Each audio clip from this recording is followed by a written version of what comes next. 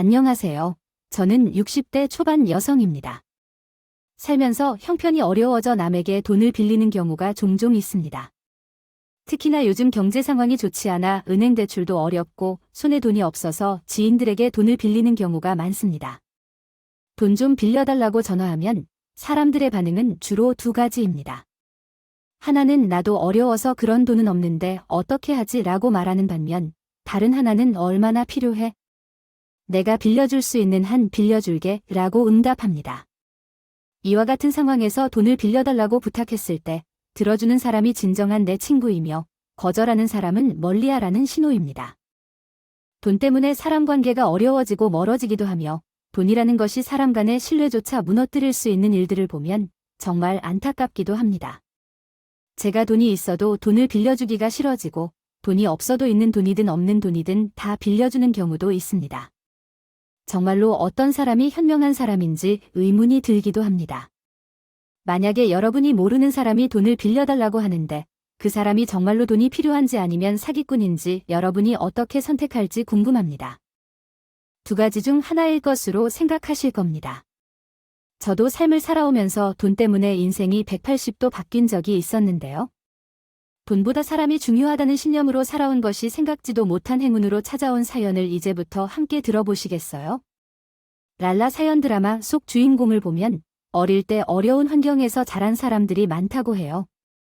그러나 저는 삶을 살면서 돈 때문에 어려웠던 적이 한 번도 없었습니다. 어릴 때부터 부유한 환경에서 태어나 부족함 없이 자랐습니다. 아빠, 진짜로 이걸 사왔네. 나 이거 진짜로 갖고 싶었는데.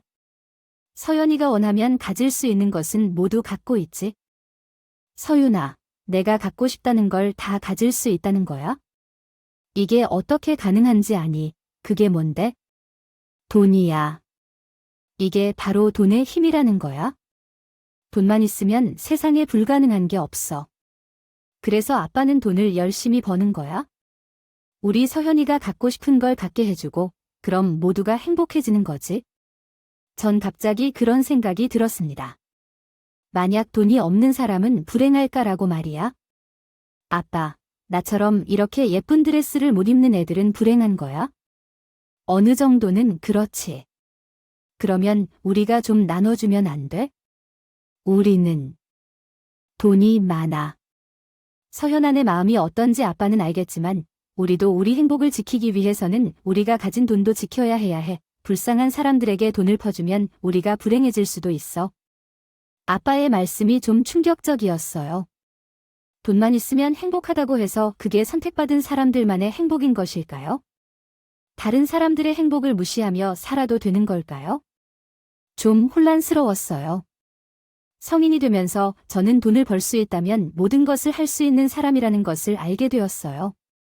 제가 지금 하는 일들은 아빠가 다른 사람에게 상처를 주면서 번 돈을 저는 아무 생각 없이 펑펑 쓰고 있었어요.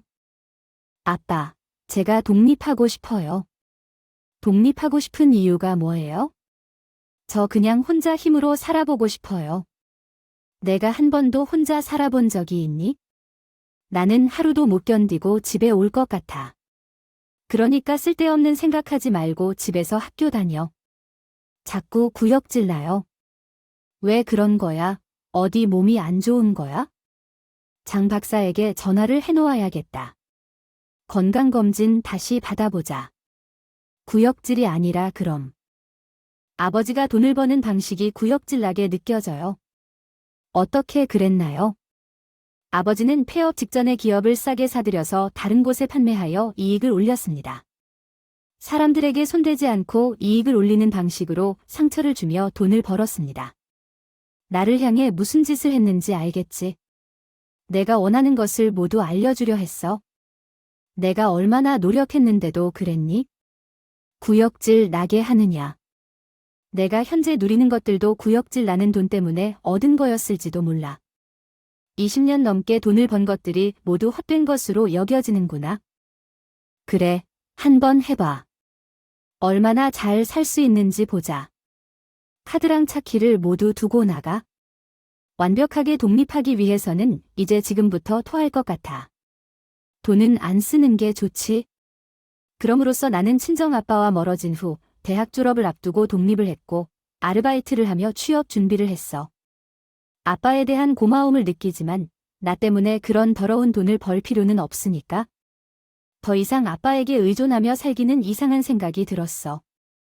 그래도 운이 좋았던 건 반지하방에서 1년 만에 성공적으로 탈출했고 대기업 취업에 성공했어. 회사에서도 열심히 일했어.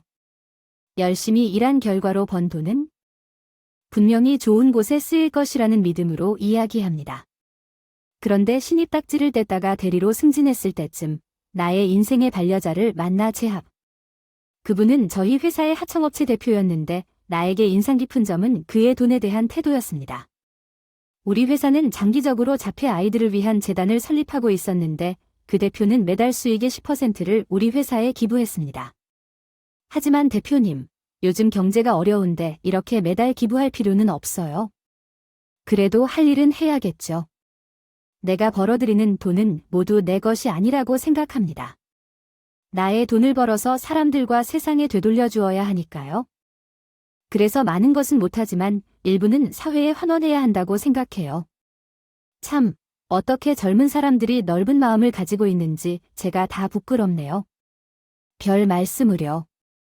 전 그가 저희 회사에 올 때면 이상하게도 마음이 쿵쾅거렸습니다. 그의 외모도 출중했지만 그가 세상을 바라보는 생각에 반했죠. 그렇게 해서 저는 그의 회사에 파견을 나가게 되었고 거기서 그와 더 자주 마주쳤습니다. 물론 제 이름도 그에게 알게 되었고요. 하지만 대표와 나일계 회사 직원인 대리가 길게 대화를 나눌 일이 별로 없었습니다. 그런데 어느 날 일을 모두 마치고 나서 그 회사 마당에 있는 강아지들을 보러 가다가 정신을 못 차렸어요. 법도리님, 아직 안 가셨어요? 여기 있는 강아지들을 보러 가다가 시간이 어떻게 갔는지 몰랐어요. 한 8년쯤 된 것 같아요. 그때 그래서 그 강아지들의 엄마를 만났는데 그 이후로도 잘 살다가 이렇게 새끼들을 낳고 얼마 안 되어서 하늘나라로 떠나버렸어요.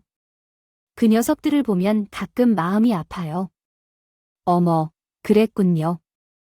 저는 이상형이 동물을 좋아하는 사람인데 박 대리님도 동물을 엄청 좋아하나 봐요. 제 마음이 그분께 도달한 걸까요? 그도 나를 향해 관심을 가졌었던 것 같습니다. 그래서 저희 둘은 유기견 보호센터에서 봉사를 하며 사랑을 키우다가 결혼까지 하게 되었습니다. 그런데 결혼을 하려니 친정 아버지가 생각났습니다. 독립해서 혼자 살겠다고 친정 아버지에게 악담을 털어놓고 나왔지만 갑자기 친정 아버지가 너무 그리워져 죄송한 마음이 들었습니다. 저는 어려움 없이 살아온 것은 친정 아버지의 부유함 덕분이었고 그것에 대해 감사하고 있었습니다. 당시에는 친정 아버지가 돈을 버는 방식에 대해 혐오감을 느꼈으나 그때는 철이 없어서 아버지가 떠나고 싶어 했을 것이었습니다. 그래서 남편과 함께 결혼을 승낙받기 위해 친정 아버지를 찾아갔습니다. 소연아, 아니 근데 한 대표가 여기 있어요. 웬일인지 알고 보니 제 예비 신랑과 친정 아버지는 오랜 전부터 알고 지내던 사이였습니다. 회장님이 좀 필요하다며 정말 신기하네요. 하지만 이제 어떻게 지냈는지 그리고 어떻게 우리 서연이와 만났는지에 대해 이야기하겠습니다. 저는 현재 심성회사 청업체에서 일하고 있는데 거기서 서현 씨를 만나게 되었고 우리가 만난 것이 운명인 것 같습니다. 자기야, 아버님이 얼마나 훌륭한 분인지 알고 계세요? 그러니까 아버님이 기부하는 것을 보고 배웠어요. 제 아버님이 기부왕인 줄 몰랐어요. 아버지, 정말이에요. 정말 열심히 일하신 아버지? 하시는 일들이 그동안 너무 좋았는데 왜 전에 말을 해주지 않으셨나요? 자랑스러운 일이었던 건가요? 사실 그냥 조용히 해오셨던 거죠. 친정 아버지께서는 매년 큰 금액을 어려운 이웃들을 위해 기부해왔다는데 왜 저에게는 말을 안 하셨을까요? 그 이야기를 알려주셨으면 어땠을까요? 솔직히 말씀드리자면 작은 회사들을 합병시켜 수익을 올리는 업무가 저에게는 마음 한구석에서 불편했습니다. 그래서 사회의 보탬이 되고 싶었습니다. 남편 덕분에 친정 아버지와의 오해를 해소하고 우리는 그 힘든 시간을 보내고 행복한 결혼식을 올렸습니다. 결혼한 이후로도 코들 힘든 나를 돌봐주며 함께하면서 조금씩 기업을 성장시키면서 능력 있는 남편을 만나 저는 정말 손에 물 한 방울도 안 묻히고 공주처럼 대접받으며 잘 살아왔습니다. 그러나 하늘은 인간에게 모든 걸 주어주지 않는다고 생각할 때 저희 부부에게는 한 가지 고민이 있었습니다. 그것은 아이를 가질 수 없다는 것이었습니다. 신혼 초에는 이제 아이만 가지면 모든 것이 만사형통일 것이라고 생각하며 3년을 기다렸으나 잦은 유산으로 아이를 가지기 어려웠습니다. 시험관도 시도했지만 모든 것이 헛수고가 되었습니다. 자기야, 사람이 다 가질 수는 없는 걸 아닌가 봐. 우리에겐 아이가 오지 않을 수도 있는 걸지도 몰라. 그게 무슨 소리야? 기다리다 보면 다 뜰 거야. 걱정하지 마. 응. 정말 아이를 가지기 위해서는 내가 하지 않은 일이 없었습니다. 하지만 매번 실패를 거듭하며 결국 남편은 아이 없이도 우리가 잘 살 수 있다며 저를 위로해 주었어요. 그래서 저는 아이에 대한 마음을 접고 하루하루를 보내고 있었죠. 아직도 생생하게 기억나는데 그날은 비바람이 엄청나게 부는 날이었어요. 나무가 흔들리고 밖에 있는 상가들의 간판이 날아가는 정도로 심한 태풍이 불던 날이었죠. 뉴스에서도 태풍 속보로 연일 수해를 입은 사람들에 대한 보도로 가득 차 있었어요. 어떻게 그 사람들이 하루아침에 집을 잃은 걸까요? 그렇지요. 안 그래도 장인어른이랑 내일 새 현장에 가보기로 했어. 기부도 하고 봉사활동도 하러 가려고 정말 잘 생각했어. 그런데 위험하니까 자기도 조심해 알겠지? 그렇게 날씨 걱정을 하다가 남편과 함께 뉴스를 보고 잠자리에 들기로 했습니다. 밤 10시쯤이었나 갑자기 초인종 소리가 들렸어요. 이 시간에 누구가 오는 거지? 내가 나가서 확인해 볼게. 저희는 이 시간에 도대체 누구일까 하고 조심스럽게 현관으로 나갔어요. 남편이 혼자 현관 앞을 확인하러 나가는 게 걱정돼서 저도 우산을 들고 뒤따라 나갔어요. 우산이 뒤집힐 정도로 정말 험한 밤이었어요. 현관문을 열었더니 비에 쬐끔 적신 할머니가 제 집 앞에 서 계셨어요. 누구세요? 혹시 길을 잃으신 건가요? 했더니 할머니는 아이고 킴만 보고 왔어요. 신문이요. 여기 사장님이 정말 좋은 일을 많이 하신다고 하셔서요. 우리 부부는 당황했어요.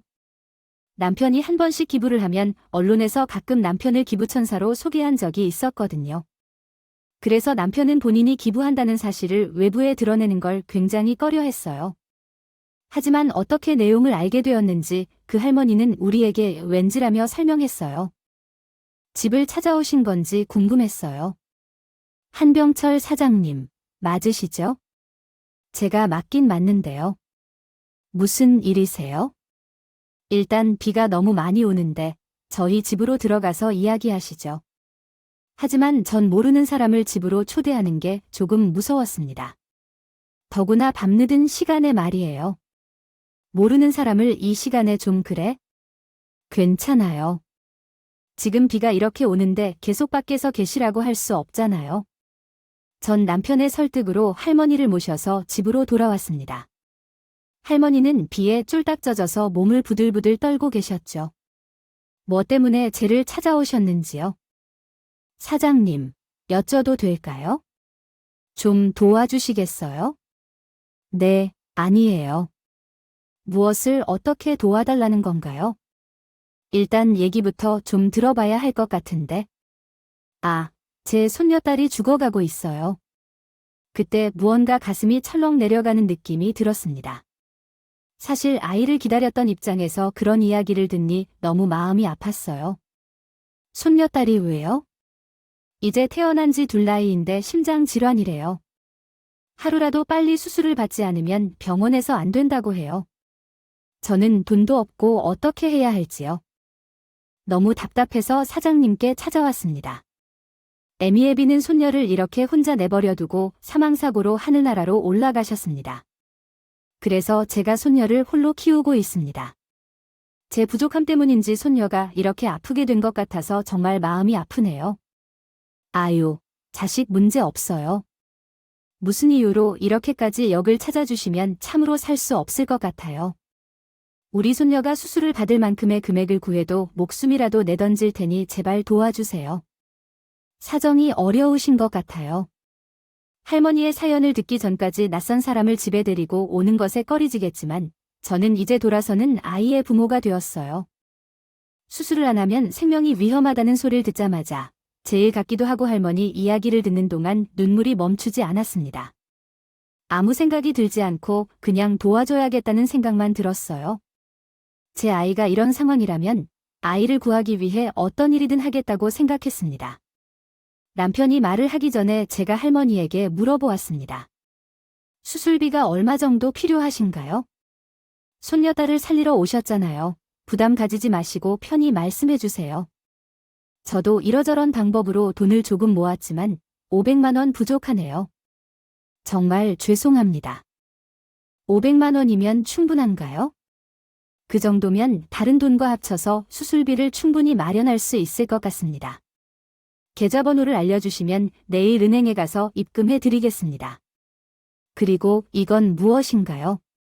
손녀님의 회복기간 동안에도 많은 비용이 발생할 텐데 이것으로 필요한 곳에 사용해 주세요.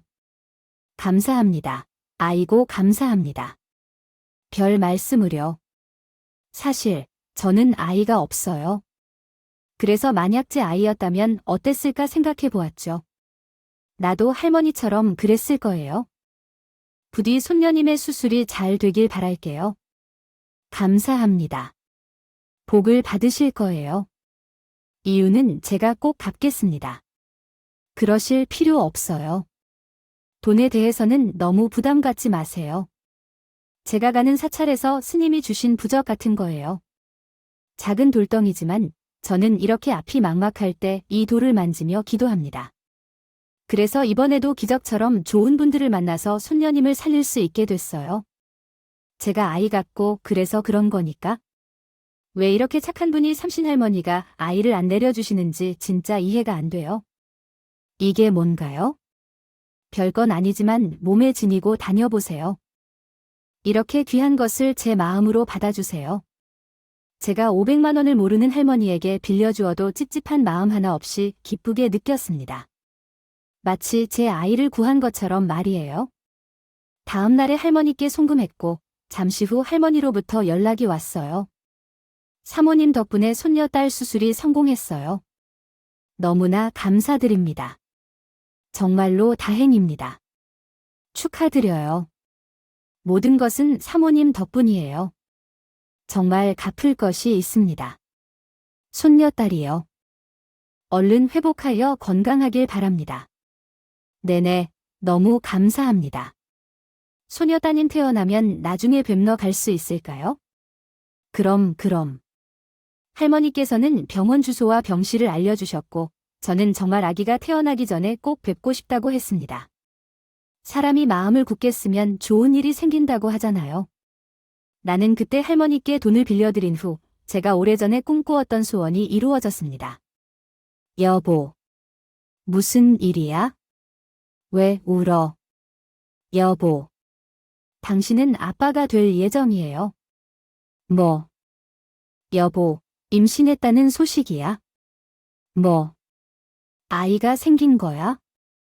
전에 할머니를 만났을 때 할머니께서 주신 둘을 목걸이로 만들어 남몰래 착용하고 있었어. 아이를 가지기 위해 모든 것을 할 것이라는 마음으로 그 돌을 항상 만지작거릴 때 아이를 얻게 해달라고 기도했어. 그러던 중 할머니에게 돈을 주고 딱 2달 만에 기적적으로 임신했다는 사실을 알게 됐어. 그때 생각했어.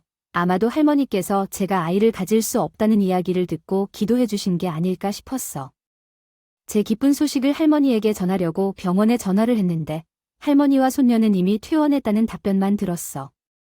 할머니를 찾기 위해 수색했지만 찾을 수 있는 방법이 없었어요. 할머니께 연락을 드리고 싶었지만 찾을 수 있는 방법이 없었어요. 그렇지만 언젠가 인연이 연결되면 꼭 만날 수 있을 거예요. 할머니와 손녀딸이 항상 건강하길 마음속으로 기도합시다. 그리고 10달이 지난 후 건강한 떡두꺼비 같은 아들을 가졌어요. 아이를 낳은 후 제 인생은 행복 그 자체였어요. 남들은 아이를 키우는 것이 너무 어렵다고 말하지만 나는 밤낮으로 아이를 돌보는 것을 즐겼고 그 울음소리가 들리면 기분이 좋았어요. 왜냐하면 너무나도 어머니가 되고 싶었기 때문이죠. 아들이 제게 와준 것만으로도 너무 감사했는데 그가 크면서도 바르고 착하게 자랐습니다. 그는 남자아이라 사춘기 때 걱정됐지만 엇나가지 않고 바르게 자라고 학업 성적도 늘 우수했습니다. 엄마, 이번에 또 1등급이래요.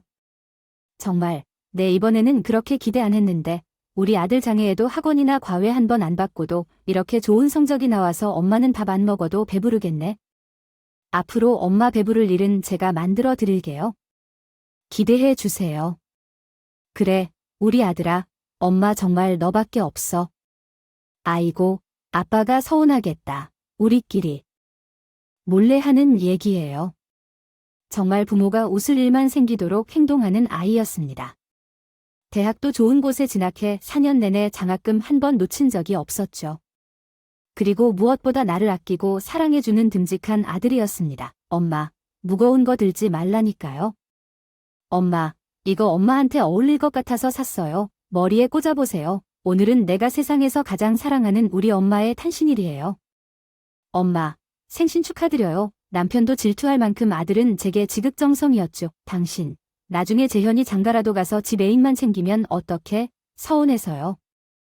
우리 재현이는 그럴 리가 없어요. 아들은 엄마 말을 잘 듣거든요. 나도 그랬거든요. 그러니 우리 재현이는 그럴 일이 없겠죠. 아들은 대학을 졸업하고 해병대에 지원해 군생활까지 마쳤습니다. 아빠의 그늘이 있었던 그런 환경 속에서도 자신의 힘으로 좋은 곳에 취업했습니다. 정말로 자랑스러워할 일이 많았습니다. 이렇게 착한 아들과 좋은 남편까지 바랄 게 없겠죠. 아들은 취업 후 3년 뒤 좋아하는 여자를 만나 결혼하고 싶다고 했습니다. 이렇게 아들이 아랑하신다면 전 남의 어머니로 남아선 안 될 것 같아요. 안녕하세요, 어머님. 이름처럼 정말 예쁘게 생기셨네요. 아들이 결혼한다고 하니 기쁘고 또 서운한 마음이 들기도 합니다. 엄청 섭섭할 줄 알았는데 며느리를 보니 그런 감정은 싹 가셨습니다. 우리 아들이 좋아하는 아가씨라면 아무 문제 없어. 너희들만 좋으면 됐지? 결혼 준비 잘하고 엄마 아빠가 도와줄 수 있는 건 도와줄 테니까 언제든지 얘기해. 알겠지, 어머님. 고맙습니다. 며느리는 참 밝고 착한 아이였습니다. 제가 만약 딸이 있다면 그런 딸을 가지고 싶다고 할 정도로 예쁜 아이였죠.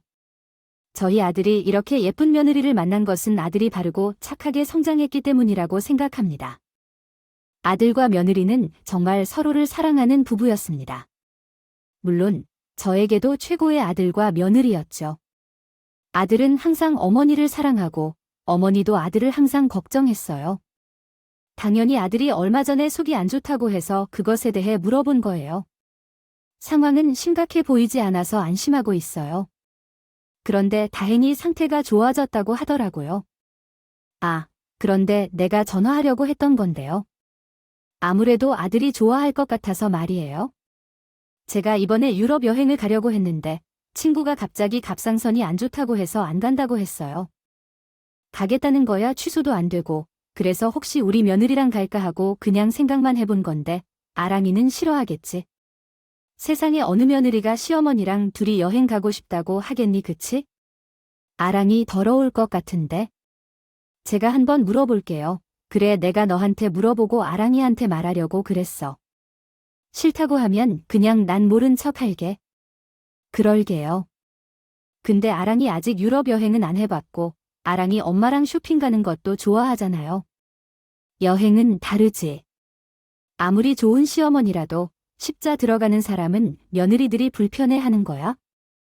저도 그때 갱년기에 있었을 때 어딘가에 가서 머리를 식히고 돌아오면 좋겠다고 생각했는데 며느리와 함께 가고 싶다는 생각이 들었습니다.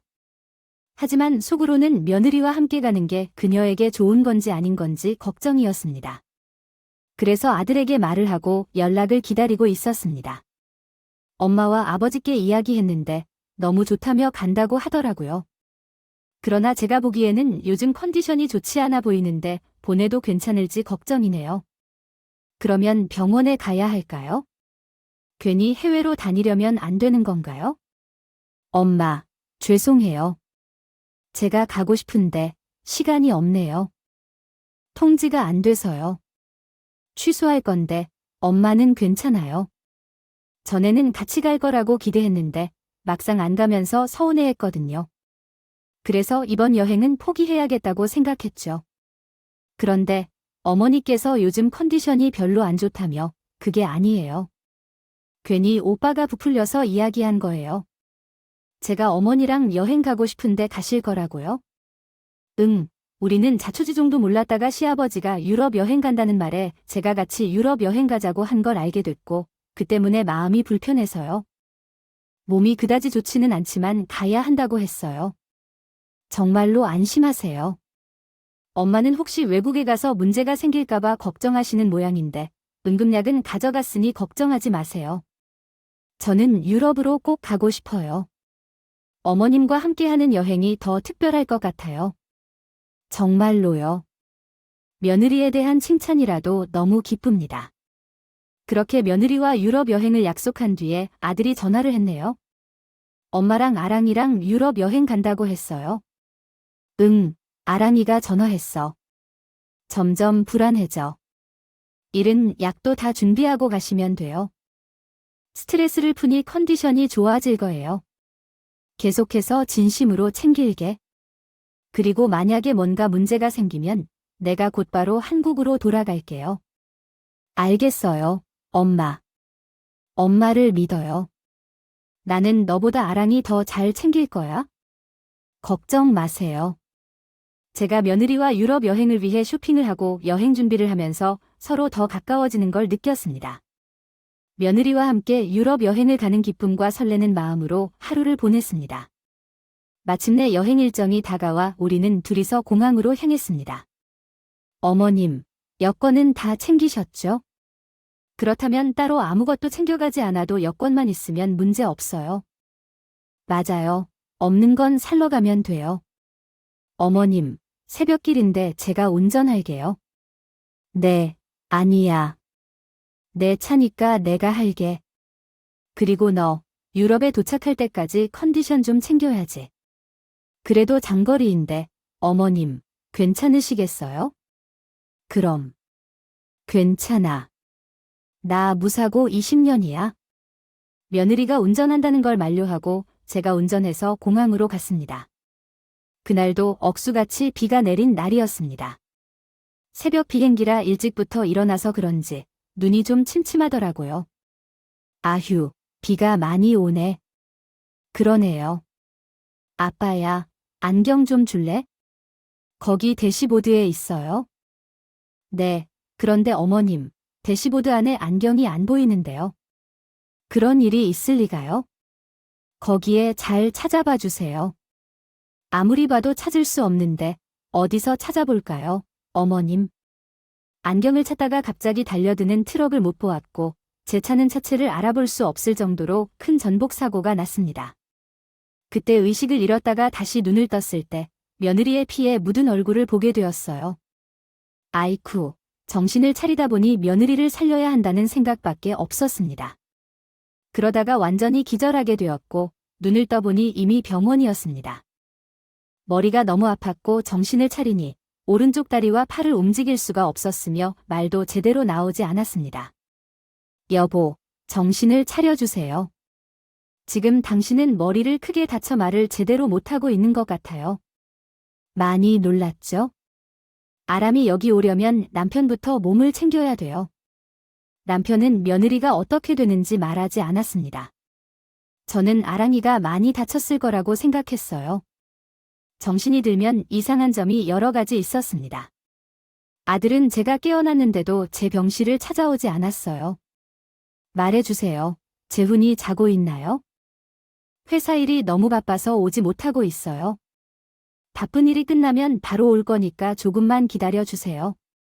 남편은 며느리와 아들 이야기만 꺼내면 눈물이 흐릅니다. 전 모든 상황을 이해할 수 없었어요. 엄마 일이라면 두 손 두 발 다 벗고 나서서 오는 아이인데 왜 엄마의 병실을 쳐다보지도 않는 걸까요? 그런데 아들이 제 병실을 찾아오지 않는 이유와 며느리 소식을 제대로 듣지 못하는 이유를 나중에 알게 되었어요. 남편이 회사를 너무 오래 배워서 출근을 해야 했기 때문에 간병인을 고용하게 되었습니다. 저는 아들이 너무 그리워요. 며느리의 상태가 궁금해서 간병인에게 아들 번호를 알려주고 전화를 걸게 해달라고 했어요. 그러나 아들은 제 전화를 받지 않았습니다.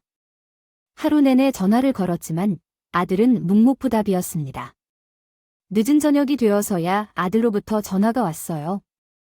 사모님, 아드님 전화가 왔어요. 받아보세요. 나는 전화를 받았어요. 아랑아는, 엄마, 저는 아마 평생 엄마를 보지 못할 것 같아요. 왜? 랑이는 그날 사고로 하늘나라에 갔어요. 엄마가 운전하던 차에 타고 있었어요. 아랑이가 하늘나라로 갔다는 소식을 듣고 이게 무슨 일인가 생각했습니다. 며느리가 세상을 떠났다는 사실은 전혀 상상하지 못했죠. 아무도 제게 그 상황에 대해 말해주지 않았고 며느리의 상태나 그녀가 어떻게 지내고 있는지 그리고 왜 아들이 제 병실에 오지 않는지도 알 수 없었습니다. 그때 모든 것을 알게 되었어요.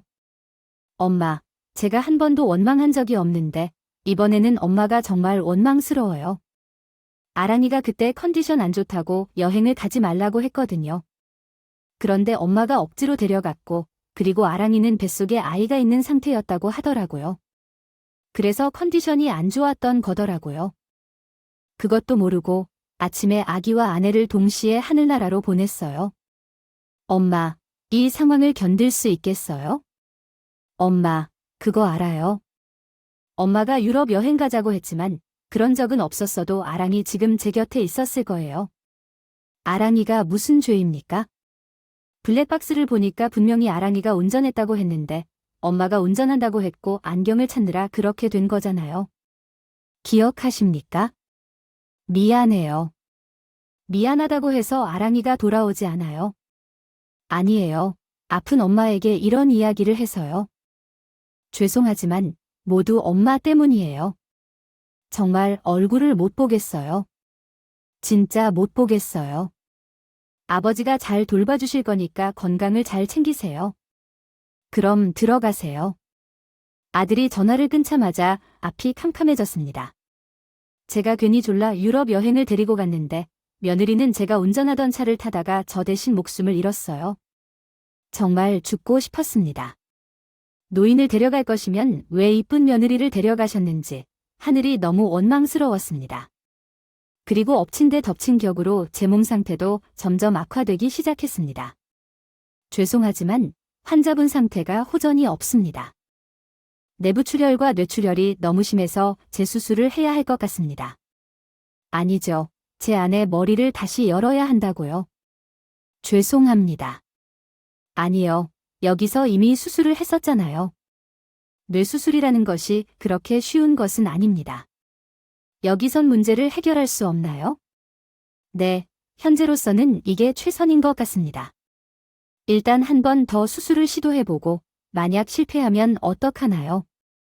100% 자신할 수 있습니까? 솔직히 100% 자신할 수 없습니다. 그러면 수술을 할 수 없습니다. 만약 내 아내가 허망하게 되면 난 못 참아요.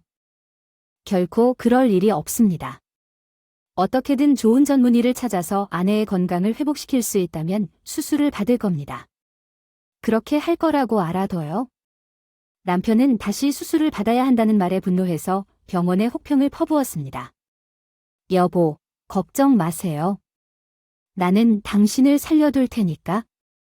세계에서 최고 수준의 뇌 전문의를 찾을 거니까. 걱정 마세요. 미안해요. 이런 생각 하지 마세요. 당신은 오직 여러분의 건강만을 생각하고 있을 텐데요. 며느리는 하늘나라로 떠났고 아들에겐 회복할 수 없는 상처를 준 점을 남편만큼 제가 이해해 줄 수 있는 사람은 없었습니다. 그 이후로 남편은 저에게 수술을 성공적으로 받을 수 있도록 내 분야 전문가를 찾아 헤맸습니다. 그런데 뭐라고요? 정말입니까? 네, 미국에서도 아주 유명한 뇌 분야 전문가이시고 두 분 이야기를 듣고 저희 병원에서 수술을 해주시기로 결정하셨어요. 감사합니다. 정말 다행입니다. 전 남편의 노력으로 뇌수술을 다시 받게 됐고 수술은 성공적으로 끝났습니다. 수술은 성공적으로 잘 됐고 환자분이 깨어나시려면 시간이 좀 필요합니다. 정말 감사합니다. 정말 감사합니다. 감사의 말씀을 먼저 전해야 할 것 같지만 이 목걸이를 기억하십시오. 아내분도 제가 가지고 있는 목걸이와 똑같은 것을 가지고 계실 거예요. 우리 와이프도 돌 목걸이를 항상 착용하고 있었어요. 여담이지만 이 목걸이를 선물해 주신 분 덕분에 3년 만에 아이도 가질 수 있었고요. 지금은 많은 이야기를 공유하고 싶지만 아내분이 깨어나시면 그때 이야기하도록 하겠습니다. 그럼 의사 선생님께서는 저와의 수수께끼만 남기고 저가 깨어나길 기다린다고 말씀하셨어요.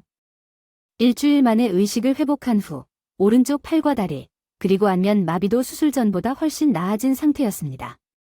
제가 의식을 되찾은 순간 수술을 해주신 의사 선생님이 내 앞에서 계셨습니다. 정신이 좀 드세요. 했다. 네, 다행이네요. 했다.